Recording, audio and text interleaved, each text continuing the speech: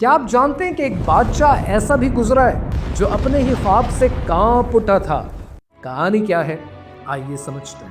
ایک رات فرعون نے خواب دیکھا کہ آسمان سے ایک تارا گرا اور اس کے محل کو آگ نے گھیر لی۔ صبح ہوئی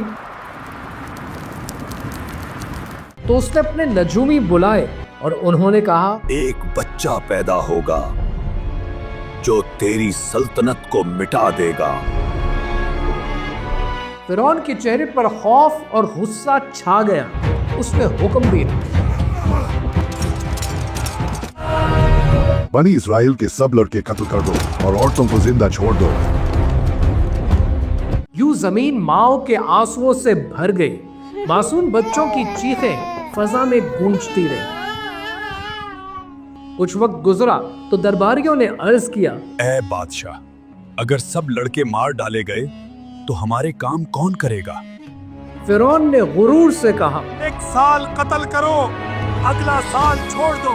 یہ بات تفسیر ابن کثیر میں مرکوز ہے۔ اسی سال جس میں قتل روک دیا گیا، حضرت ہارون علیہ السلام پیدا ہوئے۔ فرعون سمجھ رہا تھا کہ اس نے ہر راستہ بند کر دیا ہے، مگر قدرت کا فیصلہ کچھ اور ہی تھا۔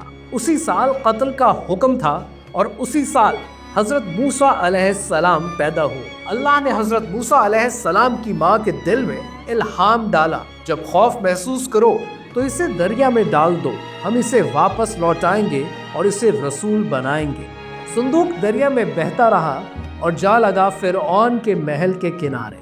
وہاں حضرت آسیہ علیہ السلام کھڑی تھی، دل کی مومنہ، جنہوں نے صندوق کھولا تو ایک بچہ تھا جس کے چہرے کی معصومیت نے ان کا دل چھو لیا۔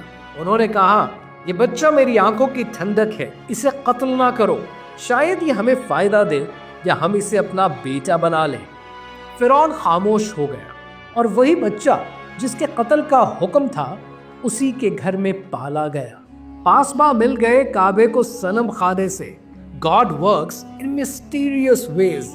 اللہ سبحانہ و تعالیٰ جسے چاہتا ہے عزت دیتا ہے، اور جب آپ کو اپنی زندگی کے کسی مسئلے سے نکالنا ہوتا ہے نا، تب اللہ چاہے تو آپ کو ان مسائل سے ایسے باہر نکال دیتا ہے کہ آپ نے کبھی سوچا بھی نہیں ہوتا۔ لیکن شرط یہ ہے کہ اگر آپ کا ایمان مضبوط ہے تو اس کی مدد ضرور آئے گی۔